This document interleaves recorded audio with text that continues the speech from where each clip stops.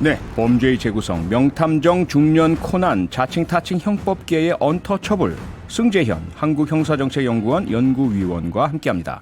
안녕하세요. 네, 안녕하십니까. 네, 오늘 들어가기 전에 하실 말씀 있다고요? 네, 뭐 부산에 있는 데이트 폭력 사건 먼저 잠깐 말씀드리겠습니다. 사실 네. 데이트 폭력에서 가장 중요한 것은 피해 여성의 말에 따라서 사건을 바라보는 게 아니라 사실 그렇죠. 피해 여성 입장에서는 사귀었던 남자와의 관계에서 어떻게든지 남자와 관계를 만들기 위해서 또 그걸 덮는 경우가 있거든요. 예. 그래서 사건을 피해자의 진술이 아니라 사건이 나타난 증거를 좀 따라가서 네. 사건을 처리했으면 좋겠다라는 점과 오늘 뭐 아동학대 사건, 저도 16개월 되는 아이의 어떤 사건을 보고 되게 충격적이었는데요. 네. 당연히 구속영장이 발부되었고 그 구속영장도 당연히 범죄가 아동학대 치사면 무기도는 5년 이상이라서 범죄가 그렇죠. 중대하니까 당연히 도주 우려가 있다 이래서 구속되었다고 뉴스에서 나왔습니다. 네.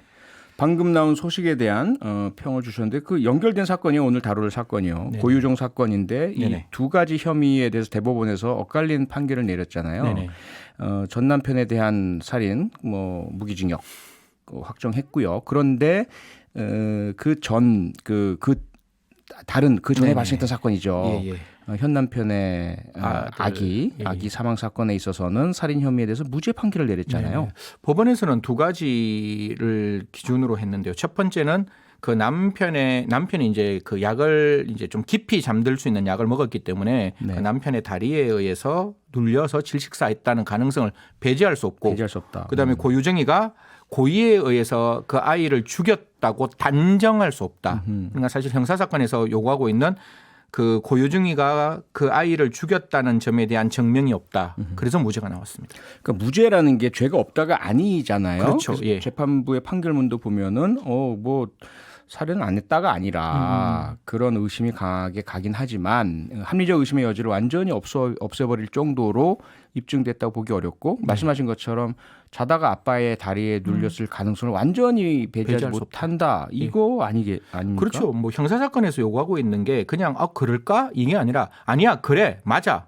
다른 어떤 사정이 개입될 여지는 없어 정도가 되어야 되는 거니까 사실 이건 뭐 또 검찰이 좀 싫어할 수 있는 단어인데 검찰이 법원을 설득 못 시켰는 거죠. 결과적으로. 사실 결과적으로 예. 그런 증거들을 통해서 법원의 입장에서는 야 고유정이가 고의에 의해서 아이를 죽였는 게 내가 볼 때 합리적 의심을 넘는 고도의 개연성 그래 죽였구나라는 정도가 들어야 되는데 사실 그 정도가 안 되었다. 뭐 영화에서 많이 시청자들이 들으셨겠지만 의심스러울 때는 검사의 이익이 아니라 피고인의 이익으로 이것 때문에 무죄가 나왔습니다. 자, 결과적으로 검사가 판사 설득에 실패했다 이렇게 결론 내려주셨는데 네.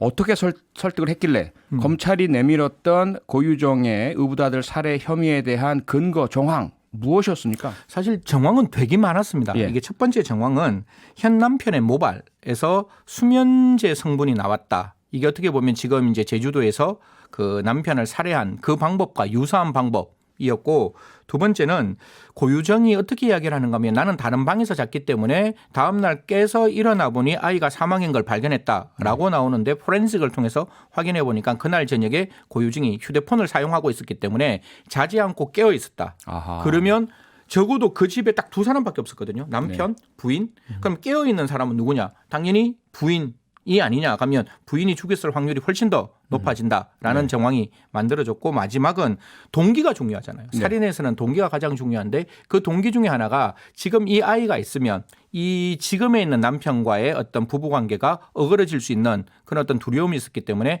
아이를 죽였다라고 볼 만한 정황이 있다. 범죄 동기가 있다. 이 세 가지를 이제 가지고 이야기를 했는데요. 예. 결국 뭐 그 법원에서는 좋다. 그런 정황들은 정말 쌓여 있는데 그 정황들이 완벽하게 하나의 살인으로 밀어붙이기에는 판사된 입장에서는 1심도 그랬고 2심도 그랬고 3심도 그랬고 좀 부족하다. 그래 그 말은 설득력은 있는데 이게 민사사건 같으면 완전히 달라졌을 거예요. 네. 충분히 민사사건 같은 경우에는 51%면 되잖아요. 그렇죠. 그러니까 변론의 전취지 뭐 땀 흘리는 거 하나라도 유죄 판결의 근거로 사용할 수 있는데 형사사건의 한계 때문에 고유정이가 맞을 것 같은데 유죄 판결은 할 수 없었다. 이렇게 말씀드리고 싶습니다.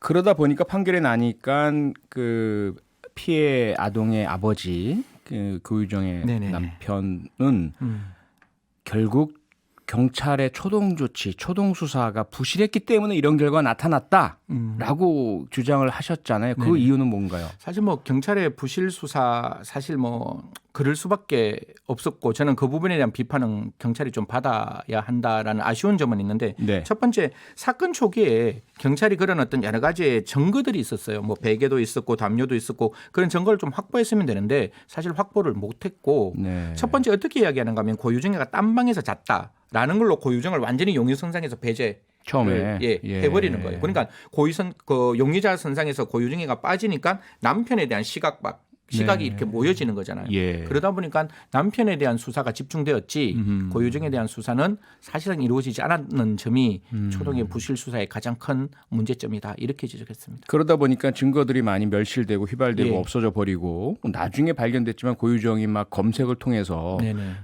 그런 검색들을 해온 것들 뭐 충분히 그 이게 검색에 나중에 나와 있는 확인되잖아요. 단어로는 그렇죠? 뭐 추정이 될 수 있는 단어들이 많았습니다. 그러다 보니까 그러니까 물론 이제 해당 경찰 저도 뭐 과거 경찰관이었지만 말씀하신 대로 책임 인정하고 반성해야 돼요. 다만 이제 해당 형사들은 아마 그렇게 얘기를 할 거예요. 고유정이 그런 살인마인 줄 어떻게 알았겠느냐. 몰랐겠죠. 나중에 그 살인은 벌어진 예. 거고 그리고 당시 출동해서 봤던 상황에서는 뭐 여려 보이는 여성 어머니가 울면서 이야기하고 그럴 듯한 이야기들을 하다 보니까 힘세고 다리가 뭐 잠버릇 나쁘고 했던 아버지 충분히 그런 생각이 들더라. 뭐 이런 부분인데 어쨌건 안타까운 것은 뭐 어쩔 수 없고요. 예. 자, 그럼 그러다 보니까 나온 이야기 뭐냐면 재심이잖아요. 네네. 최근에 여러 재심 사례들을 국민 여러분께서 많이 보셨는데 아직 시기적으로 이르긴 하지만 이 사건 혹시라도 재심을 통해서 뒤집어질 가능성 없나요? 재심은 유죄를 무죄로 만드는 겁니다. 네. 무죄를 유죄로 만들 수 없죠.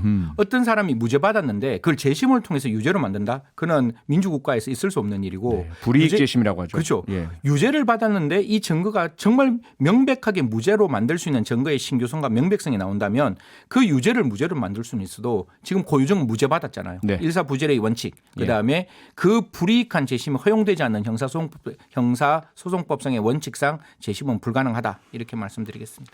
결국 그럼 재심도 불가능하고 확정 판결 대법원에서 끝났고 그러면 이 사건의 진실은 영원히 미궁수로 빠져든다 이렇게 얘기를 해야 사실 되겠네요. 뭐 그런 부분이 없지는 않죠. 다만 이제 뭐 이 사건에 대해서 어떤 한 사람이 천착을 하고 그 사건의 원인을 찾아서 과연 누가 이 사건의 범인인지를 찾아갈 수는 있겠죠. 네. 뭐 그런 방법을 찾아갈 수는 있지만 결국 그것이 증거가 고유정에게 지금 이렇게 몰린다 할지라도 우리가 이춘재를 피고인이라 부를 수 없고 예. 이춘재를 그 사람을 다시 처벌할 수 없듯이 결국 고유정이가 그러한 사건의 범인일 수 있다라는 증거가 발견되어도 고유정은 더 이상 처벌받지 않는다. 이렇게 말씀드리겠습니다. 네, 그런 상황이라고 합니다. 자, 이 사건을 보면서 연결되는 사건이 2010년 인천에서 발생했던 소위 낙지 살인 사건이지 않습니까? 네네. 10년 넘은 사건이라서 가물가물한 분들 계실 텐데 우리는 이게 잊을 수 없어요. 이 사건. 그렇죠. 예. 네, 설명 좀 해주시죠. 2010년 4월 19일 날 남자친구와 여자친구가 하나의 어떤 장소에 가서 낙지를 먹습니다. 예. 그런데 보통 낙지를 자르지 않고 먹으면 목에 이렇게 붙는 경우가 있잖아요. 네. 그래서 여성이 질식사를 하게 돼요. 그러니까 당연히 낙지 먹다가 질식사를 했기 때문에 그 유족들도 이거 정말 불행한 시간에 불행한 장소에서 불행한 일이 일어났다라고 해서 그 피해자를 그냥 화장까지 해버리는데 네. 이제 그다음에 반전이 일어나는 거죠. 보통 사망을 하면 생명보험 들었을 때 대부분 다 가족을 그 상속 수령인으로. 지정 예. 인으로 하는데 예. 제일 처음에 가족을 했어요. 예. 했는데 한 4일 정도 있다가 그게 사망보험이 사망 일주일 정도에 이제 사망보험을 2억 정도 되는 거를 이제 그 가입을 하는데 그 이름이 A 즉 가족에서 지금에 있는 남자친구 이름으로 바뀌다 보니까 예. 이제 유족들 입장에서는 이거 뭔가 좀 이상하다. 재수사 좀 해달라라고 네. 해서 이제 수사가 진행되었는 사건이죠. 네. 처음에는 남자친구가 그럴듯하고 믿을만하고 서로 또 사귀고 이랬으니까 또 울면서 와서 이렇게 됐어요 하는 그 정황들이 솔깃하고 낙지 먹다 이런 사고가 났구나 해서 화장까지 다 했는데 보험 소리가 날라왔는데 뭐 2억 원 넘는 생명보험이 수령인이 갑자기 남자친구 얘기를 그렇죠. 결혼하지 않는 남자친구 쪽으로 바뀌어 있다. 그래서 신고했더니 경찰도 의심을 하고 수사를 해서 여러 가지 정황 증거를 발견했잖아요. 네네. 그래서 결국은 입건을 하고 송치하니까 검찰도 이것을 맞아 이거 살인 살인이야 사건. 기소했고요. 네네. 1심 재판에서도 유죄 판결 내려졌죠. 예. 그런데 이게 뒤집히지 않습니까? 그렇죠. 2심과 3심에서 다 무죄로 이제 뒤집히는데요. 네. 사실 1심 재판부에서는 가장 중요한 증거를 어떻게 되는가 하면 기본적으로 낙지를 먹고 난 다음에 그 낙지 먹은 사람이 이렇게 뭔가 발부등을 쳐야 되잖아요. 목이 이렇게 되면 뭐 목을 이렇게 잡는다든가 뜯는다든가 뭐 이런 상처가 충분히 저희들도 갑자기 목 막히면 이렇게 뭔가 이렇게 숨을 못 쉬니까 숨을 못 쉬고 뭘 어떻게든지 하려는 어떤 외부적 동작이 있어야 되는데 그렇죠. 그게 전혀 없었는 거예요. 그러다 보니까 그러면 이제 이거는 1심 판결 내용입니다. 이게 대법원에서 무죄가 났기 때문에 절대로 이 지금 우리가 얘기하고 있는 이 사건의 그 남자가 범인은 아니다. 왜냐하면 무죄가 나왔으니까. 하지만 범인이라고 단정은 못한다. 못한다. 법적으로는. 그래서 그 1심 판결에서 그 남성이 여성의 어떤 반항을 억압하고 질식사를 시켰다라는 점이 입증되었다라고 해서 검찰은 사형 구형했는데 법원이 무기징역형을 선고했죠. 그다음 제 기억으로는 그 여성분이 이빨이 안 좋아서 낙지를 거의 평상시에 먹지도 않았었고 그리고 그 당시에 낙지를 사갈 때도 그 판매하는 분이 잘라드릴까 했더니 자르지 말라 통째로 가져가고 여러 가지 의심 정황이 상당히 많았었지 않습니까? 그렇지만은 여전히 고유종의 의붓아들 살인 사건에서처럼 이미 시신이 화장되어 버렸기 때문에 그러니까 그게 가장 큰 문제예요. 부검을 통해서 그걸 확인할 방법이 없었죠. 지금 승지연위원회 이야기처럼 그런 다양한 형태의 문제들이 입증이 됐을 텐데 너무 안타까워요. 결국 그래서 검사 여시 이것도 검사가 입증과 판사 설득에 실패했다 이렇게 봐요. 그렇죠. 그렇게 돼서 이제 이게 정황 증거라는 게 사실 우리 그 형사소송법의 직접 증거 그러니까 사람을 직접 이렇게 죽였다라고 볼 수 있는 명확한 증거가 없이 간접 증거만으로도 충분히 유죄의 판단을 할 수는 있어요. 그런데 그 간접 증거가 유죄의 판단을 만들어가기 위해서는 매우 이렇게 치밀하고 그 판사된 입장에서 야 그래 그 정도까지 이렇게 그 증거를 차곡차곡 세우면 그게 최종법칙이라는데 그 차곡차곡 쌓은 그 증거가 판사의 마음에 그래 이건 유죄라고 우리가 볼 수 있어. 그러니까 변호인이 어떠한 탄핵을 하는 증거가 나오더라도 이게 흔들리지 않아야 되는데 지금 이 낙지 사건도 결국은 흔들리게 되었는 거죠. 그래서 1심에서는 유죄 무기징역이 나왔지만 2심 그리고 대법원에서는 다 무죄가 나오게 된 사건입니다. 자 입장을 살짝 바꿔보면 그 남자친구가 정말 억울할 수도 있잖아요. 정말 사랑했고 정말 그러다 보니까 평상시 안 먹던 낙지도 남자친구를 사랑해서 나도 한번 같이 먹자 이렇게 해서 먹을 수도 있고 그러다 사고가 났을 수도 있습니다. 진짜 질식사가 될 수도 있는 그렇죠. 것이고. 다만 그런 경우라 하더라도 일찍 화장이 이루어진 게 아니라 확실하게 부검도 이루어지고 철저하게 수사가 이루어져서 떳떳하게 그런 혐의가 없었다고 밝혀졌다면 더 좋지 않았을까라는 거죠.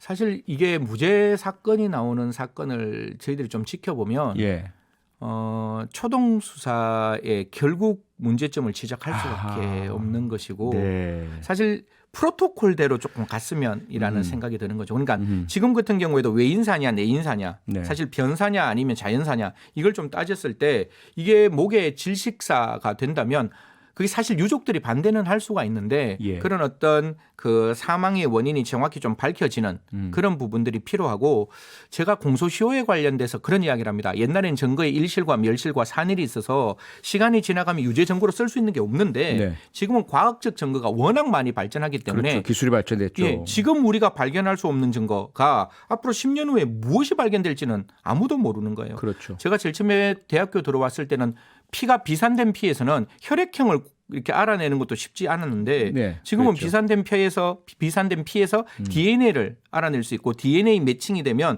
당연히 그 사람이 그 사람의 피라는 걸 우리는 확인할 수 있는 시대에 있는 거잖아요. 비산된 혈흔뿐만 아니라 이번 이춘재가 검거된 거 보면 터치 DNA라고 손으로 만진 곳에서 남아있던 아주 미세한 DNA를 국과수에서 찾아내고 증폭해서 연기서열 확인해낸 거 아니에요. 네, 그러니까 저는 그 증거들이 조금 이렇게 제대로 좀 이렇게 잘 보관되었으면 하는 생각이 있는 거죠. 분명히 지금 고유정 사건도 아이는 사망했고 결국 그 아이는 세 가지거든요. 정말 자는 과정에서 질식사했을 수 있고 아니면 과실로 사망했을 수 있고 그 한 사람이 고의로 살인을 할 수 있다면 열어놓았다면 적어도 증거 정도는 이제는 뭐 충분히 DNA 같은 게 뭐 이렇게 저장되는 게 큰 공간을 차지하지 않으니까요. 그런 초동 수사에서 열어놓고 가능성을 찾아갈 수 있는 수사를 좀 만들었으면 하는 거고 그냥 무조건 닫아놓고 이거는 자연사야 이렇게 닫지 말고 충분히 가능성이 열려 있는 그리고 억울하게 한 사람이 사망했는 사건이라면 적어도 나중에 콜드 케이스 지금 살인 사건에 대해서는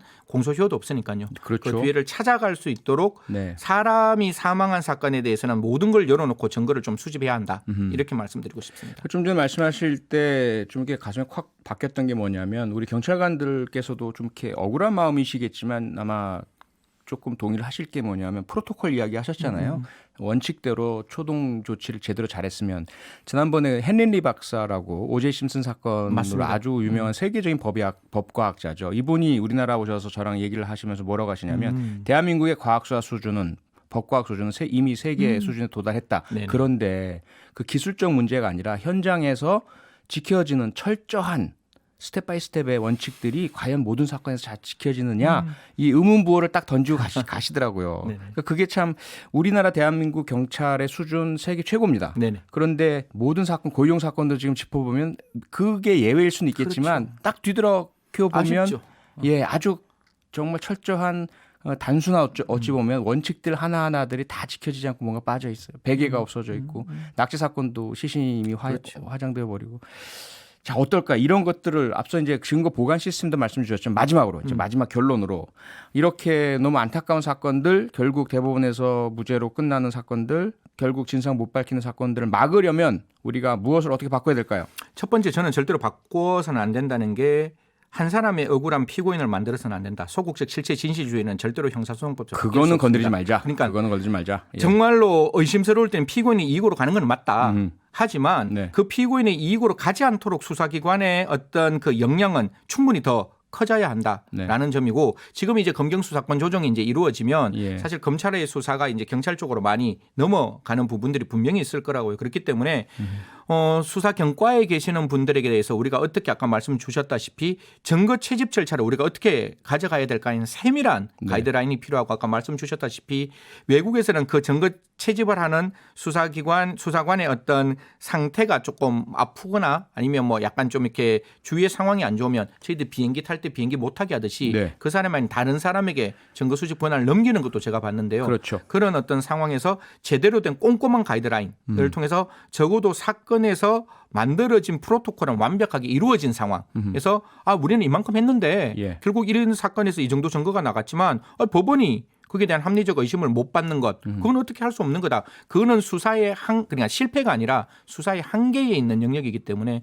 그런 부분을 좀 이렇게 수사기관이 잘 열어놓고 그 프로토콜을 좀 만들었으면 하는 마음입니다. 또 하나 검시권 네네. 변사 사건에 있어서 과연 부검을 할지 말지 그리고 외인사 내인사 어떻게 저는, 또 타살 혐의 국가기관에 이것을 좀 결정하는 것이 현재는 형사소송법상 검사 아닙니까? 네네네. 근데 전문가인 검시관 법의관이 하도록 외국처럼 해야 된다. 이건 어떻게 생각하세요? 저는 그건 100% 동의합니다. 100% 동의하고 형사행정연구원에서 좀 보수 내시고 많이 노력해 주셔야 되는 거 알겠습니다. 아닙니까? 노력하도록 하겠습니다. 네, 알겠습니다. 고맙습니다. 여기까지 듣겠습니다. 승재현 한국형사정책연구원 연구원이었습니다. 고맙습니다. 네, 고맙습니다.